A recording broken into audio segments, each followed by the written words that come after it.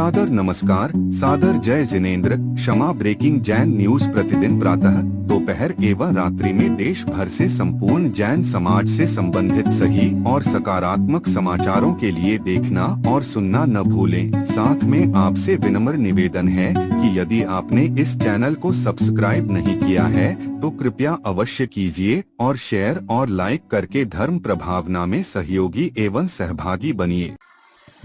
आचार्य श्री जी को नमोस्तु, मुनि जी को नमोस्तु, सभी को जय जन। आचार्य श्री जैसे किसी की अकाल मृत्यु हुई कोई इस महिला की, तो उसकी वो मतलब आई तो बोली हमें सिका जी छोड़ाओ, हमें और कहीं नहीं बैठा। तो वो चंदा प्रभु भगवान की टॉक पे है, लेकिन उसके घर वाले कोई भी शुभ काम होता है तो वो निमंत्रण देते हैं, पत्थर डाल के उसको बुलाते हैं तो वो आती है। तो महाराज श्री हमारे जगत ने है कि जे मिथ्यात्व में आएगा वो कि उसके परिवार वाले उसको बुलाते हैं, वो आती हैं। और क्या वो किसी देव के संरक्षण में, जैसे बेंतर की जैसे 32 देवियाँ रहती हैं तो इसके संरक्षण में रहती कि ये स्वतंत्र रहती हैं। सुनिए, ये जो अकाल मरण होके कोई बेंतर बन जाते हैं तो वो उनका अपना परिवार होता है आगम के अनुसार, और अकाल मौत होने पर वो आत्मा भटकती नहीं है जैसे हिंदू समाज में मानते हैं कि वो उतने समय तक जितने अभी बाकी तो उतने साल तक भटकते रहते। ये जैन सिद्धांत नहीं कहता है। अब रही बात कि वो मरने के बाद यदि देव बन गए, भले बेंतर देव बने, माने देव गति में तो गए हैं, जाने के बाद उनको राग रहता है और कुछ काम भी शेष रहता है, इसलिए वो परिवार से जुड़े रहते, उनको कुल देवता कहते हैं। क्या बोलते हैं उनको? कुल देवता।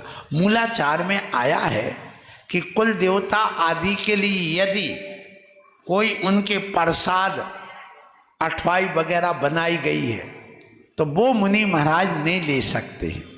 इसका मतलब ये है कि पहले भी और आगम में मिलता है कि उनको ये चढ़ोवा होता था और उसको गृहस्थ लोग भी खाते थे और आज भी खाते हैं, परंतु वह त्यागी वृत्ति मुनि को नहीं देते। यदि मुनि को पता चल जाए कि इस घर में कुल देवता की पूजा के लिए जो चढ़ोवा बना था वो मुझे मिला है आहार में, तो वो अंतराय कर देते, और यदि वो नहीं लिया है तो उससे कोई नहीं होता। तो अब ये बात आ गई कि कुल देवता होते हैं, जो कुल के व्यक्ति मर करके देव बन करके वहाँ आ जाते हैं, वही कुल देवता कहलाते हैं।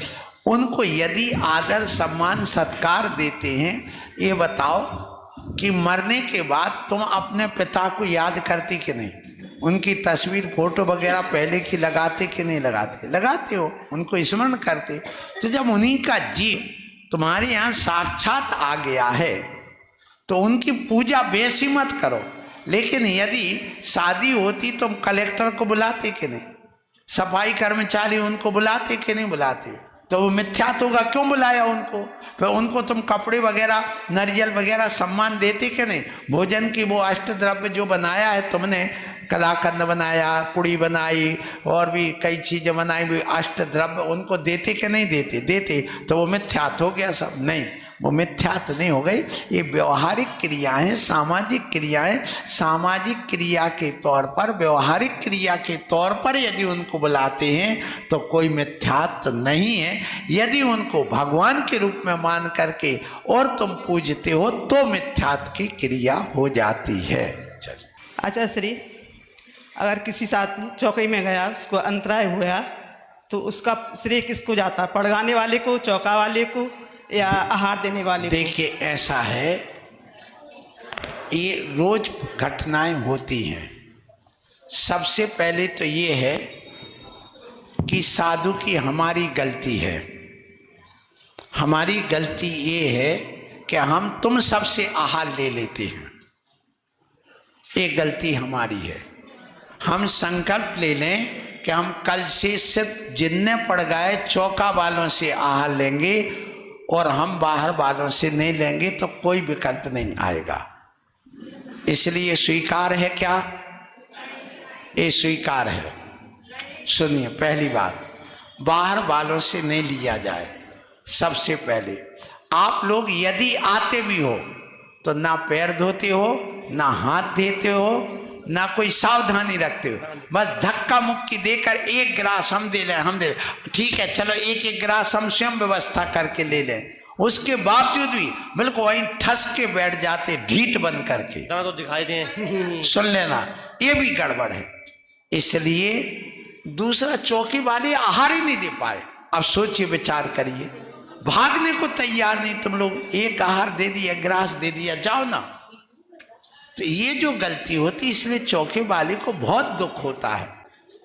उनके हाथ से अंतराय हो जाए तो दुख नहीं हुई है, लेकिन जो तुम लोग करा देते हो उससे दुख होता है। तो इसमें अंतराय कर्म का उदय चौके वाले का है, उनके दानांतराय कर्म का उदय है, और मुनि महाराज के लाभांतराय कर्म का उदय है, क्योंकि विघ्न दो के बीच में आता है।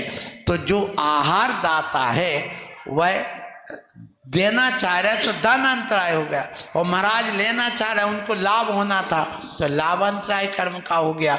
इसलिए सावधानी रखिए। आज से ही मैं घोषणा कर देता हूं, कल मैं किसी से बाहर वालों से आहार नहीं लूंगा, नहीं लूंगा, नहीं लूंगा। बस ताली बजा जोरदार। कोशिश नहीं करना चौके में घुसने की।